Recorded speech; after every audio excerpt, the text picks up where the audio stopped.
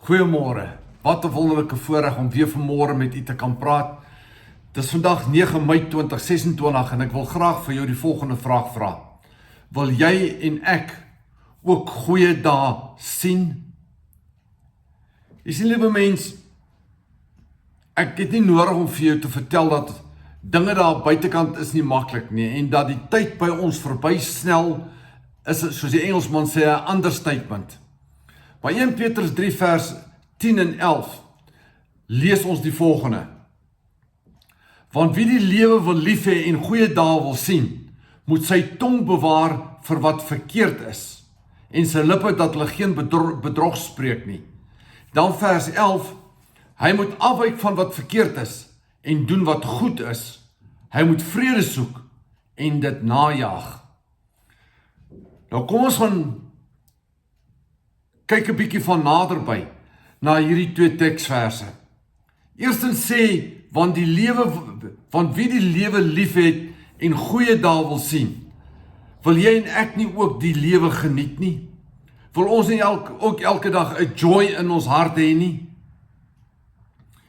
Dan sal ons mos regtig gaan probeer om volgens die Bybel te wil leef, want dit is die enigste boek wat vir jou en vir my sekerheid kan gee, as ons daarvolgens kan leef. Liewe mens, ek het nie nodig om jou te vertel van Spreuke 18:21, dood en lewe lê in die mag van die tong en die een wat dit gebruik, sal die vrug daarvan eet. Hoe praat jy en ek?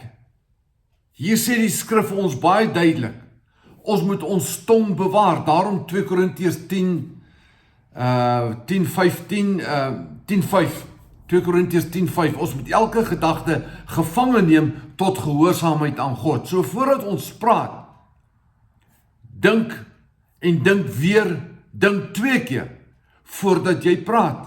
En ek praat eers met myself. Dis die laat Spreuke 11:12 vir ons sê, 'n verstandige man bly stil. Liewe mens, en dan gaan hy aan, en sy lippe dat hulle geen bedrog spreek nie. Met ander woorde, ek en jy moet nie lelik praat nie, en ons moet nie liegstories verkoop nie. Dis wat Kolossense 3 vers 9, lieg nie vir mekaar nie. Ons moet wegbeweeg daarvan.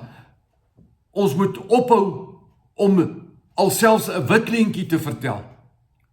Maar dan gaan hierdie teksvers aan in vers 11, en hy sê, hy moet afwyk van wat verkeerd is, en doen wat goed is, en hy moet die vrede soek, en dit najag. Liewe mens, wat sê dit alles vir ons? Ons moet wegbly van dit wat verkeerd is. Met ander woorde, daardie gebooie soos dit opgeteken staan in die Nuwe Testament, en natuurlik dit in die Ou Testament ook, moet ons onderhou. Ons moet daarvolgens lewe. En hy sê in 1 Johannes 5 vers 3, my gebooie is nie swaar nie. Ons kan daarvolgens leef. En dan sê hy, ons moet die goeie doen. Ons moet die goeie aangryp. Jakobus 4:17 sê tog duidelik vir ons, as jy weet om goed te doen en jy doen dit nie, is dit sonde. Liewe mens, ek en jy moet gaan goed doen daar buitekant.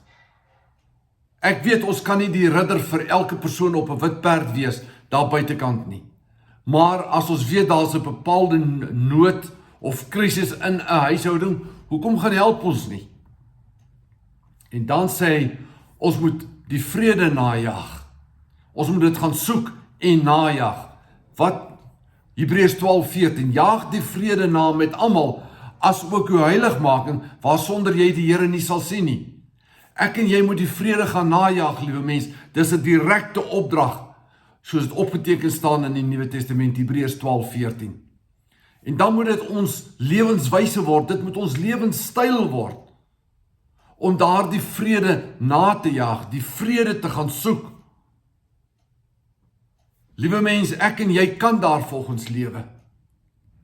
Ons moet net waarlik gaan doen, dit wat in die woord van God staan. En as ons dit doen wat ons nou so pas gelees het, dan is die deur waarwyd oop vir jou en vir my, om waarlik 'n goeie en gelukkige lewe hier en nou tydens ons kort aardse bestaan te handhaaf en te kan leef. Dit bly net jou en my persoonlike keuse hoe ons omgaan met die Bybelse waarheid. Ek wil jou vandag bemoedig, liewe mens. Dis nie buite jou en my vermoë nie. Die Here sal nooit iets in die Bybel skryf as hy weet dat jy en ek dit nie kan vermag nie. Ek en jy kan, liewe mens. Dit bly net jou en my persoonlike keuse. Baie dankie dat jy vandag na my geluister het. Shalom.